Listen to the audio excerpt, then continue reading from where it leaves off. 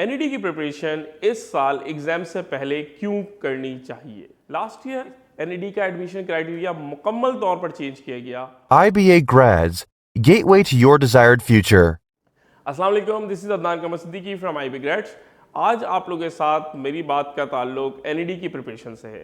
NED की preparation इस साल एग्जाम से पहले क्यों करनी चाहिए, इसकी वजूहात मैं इस वीडियो में कुछ देर बाद आपके सामने लेकर आऊँगा। इससे पहले मैं आपको लास्ट ईयर एडमिशन क्राइटेरिया जो एनईडी का चेंज हुआ उसके बारे में बताता हूँ। लास्ट ईयर एनईडी का एडमिशन क्राइटेरिया मुकम्मल तौर पर चेंज किया गया और अब एनईडी का जो एडमिशन क्राइटेरिया है वो 50% टेस्ट और 50% एकेडमिक्स है। एकेडमिक्स में आपका ओ लेवल्स, मैट्रिक, इंटर या ए लेवल्स की इक्वलेंसी ये 50% कंसीडर होगी और 50% आपका टेस्ट कंसीडर होगा। अब मैं आपके सामने इस वक्त कुछ लास्ट ईयर की स्टैटिस्टिक्स रखना चाह रहा हूँ ताकि आपको अंदाज़ा हो कि लास्ट ईयर जो एडमिशन क्राइटेरिया चेंज हुआ तो स्टैटिस्टिक्स पे क्या फ़र्क पड़ा। ये आप देख रहे होंगे स्क्रीन पर टोटल स्टूडेंट्स की तादाद जो टेस्ट में अपेयर हुए, टोटल स्टूडेंट्स की तादाद जिन्होंने टेस्ट में सक्सेस हासिल की।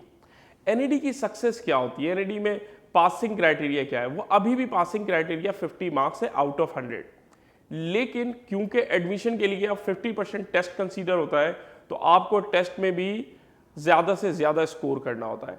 तो अगर आप इधर देखें, यहाँ स्क्रीन पर 90 प्लस स्कोर करने वाले स्टूडेंट्स की तादाद क्या है, 80 प्लस स्कोर करने वाले की तादाद क्या है और 70 प्लस करने वाले। तो ये हैरान कुन तादाद आपको परेशान कर देगी कि अगर आप इंटर में 80 प्लस भी रखते हैं और उसके बाद आप इस 90, 80 या 70 प्लस स्कोर के नंबर्स में नहीं आते तो फिर आपका एडमिशन एनईडी में होना मुश्किल है।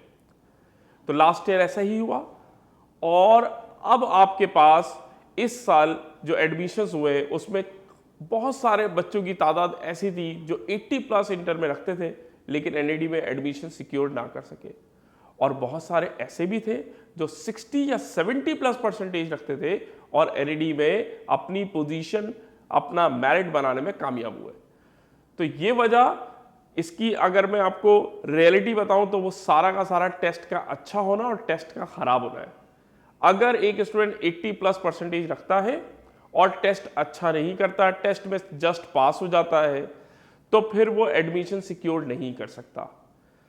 आपका इंटर, ए लेवल्स ये दोनों बहुत अच्छा होना चाहिए, इसी के साथ साथ आपका टेस्ट भी बहुत अच्छा होना चाहिए। अब इन दोनों को हम अगले साल के स्टूडेंट्स के लिए क्या एडवाइस कर रहे हैं, इन दोनों चीज़ों को बेहतर बनाने के लिए, वो मैं भी आपके सामने पूरा प्लान रख देता हूँ।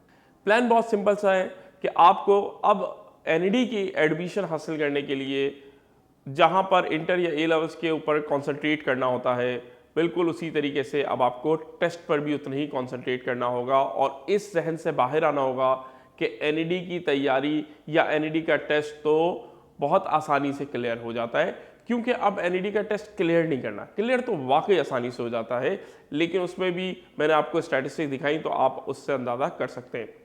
एनईडी के टेस्ट अब आपको 80 और 90 स्कोर के साथ पास करना है।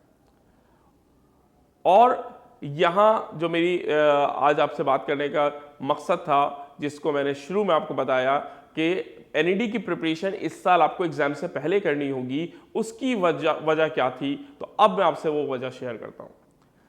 क्योंकि इंटर के एग्जाम्स इस बार जून 2021 में लेने का ऐलान किया जा चुका है, तो अगर हम इस चीज़ को शेड्यूल बनाएं कि हम प्रिपरेशन कब करें और एग्ज़ाम की तैयारी कैसे करें, और वो बेस्ट शेड्यूल क्या होगा जिससे एग्ज़ाम्स की तैयारी भी हो जाए और हमारा एनईडी में एडमिशन भी हो जाए। और एनईडी के अलावा भी अगर आप और यूनिवर्सिटीज़ को देखें तो उनकी भी तैयारी अगर आप करना चाहें तो उसके लिए भी बेस्ट प्लान क्या होगा। तो पहली चीज़ ये कि अगर आप जून में एग्ज़ाम्स के लिए इंटर की तैयारी कर रहे हैं तो आप ये बात भी जान लें कि जो टॉप यूनिवर्सिटीज़ हैं इंजीनियरिंग की, जिसमें हम जीआईके, नस्ट, प्यास, आईएसटी और एनईडी, इन तमाम यूनिवर्सिटीज़ को देखते हैं, इन तमाम का एडमिशन प्रोसेस कब शुरू होता है और कब ख़त्म हो जाता है। तो ये जो ड्यूरेशन होता है वो अप्रैल, मई, जून, जुलाई, अगस्त, इसमें ये तमाम एडमिशन प्रोसेस स्टार्ट भी होते हैं और ख़त्म भी हो जाते हैं। और ये आपकी वो यूनिवर्सिटीज़ हैं जो पाकिस्तान की टॉप नॉच यूनिवर्सिटीज़ हैं। Secondly, the most important thing, reduce syllabus. इस साल पूरे पाकिस्तान में जो इंटर में सिलेबस पढ़ाया जा रहा है वो रिड्यूस सिलेबस है। मीन्स कि उसमें बहुत सारे टॉपिक्स जो हैं एलिमिनेट कर दिए गए हैं। अब इस एलिमिनेशन के बाद हो सकता है आपका इंटर का एग्ज़ाम तो बहुत आसानी से हो जाए, लेकिन जब आप एप्टीट्यूड में अपियर होंगे तो कंप्लीट जो आपकी टेक्स्ट बुक है वो कंसीडर की जाएगी और उसमें से आपका टेस्ट बनेगा। तो ये दोनों चीज़ें कि एक तो आपका एग्ज़ाम के बाद आपको टाइम बहुत कम मिल रहा है, दूसरा जब आप फिजिक्स, केमिस्ट्री और मैथमेटिक्स टेस्ट के लिए पढ़ेंगे तो बहुत सारे ऐसे टॉपिक होंगे जो कि आपने इंटर में कवर नहीं किए होंगे, तो उसको एक महीने में या 45-50 डेज़ के अंदर कवर करना आपके लिए बहुत मुश्किल होगा। तो इसलिए बेहतर यही है कि हम 50% तैयारी एग्ज़ाम से पहले और 50% तैयारी एग्जाम्स के बाद कर लें। तो अब अगर मुझे इन तमाम यूनिवर्सिटीज़ में अप्लाई करना है और अपना इंटर और ए लेवल्स के एग्ज़ाम भी बेहतर देना है, तो ये दोनों के लिए प्लान ये है कि आप इंटर से पहले, ए लेवल्स के एग्ज़ाम से पहले आप क्या करेंगे कि 50% आप अपने एप्टीट्यूड को भी तैयार कर लें और 50% आफ्टर एग्ज़ाम्स के बाद का छोड़ दें। ये तो वो तरीका है जिससे ये दोनों चीज़ें आपकी बहुत आसानी से हो जाएंगी।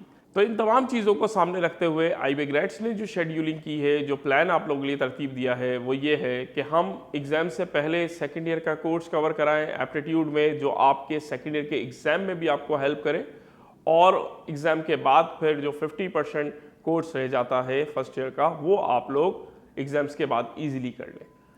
इस तरीके से इंशाल्लाह आपकी तमाम इंजीनियरिंग यूनिवर्सिटी की तैयारी भी यहाँ मुकम्मल हो जाएगी और आपका एग्ज़ाम भी डिस्टर्ब नहीं होगा। Wish you very good luck for your exam and your aptitude test. जज़ाकल्लाह। अस्सलाम वालेकुम।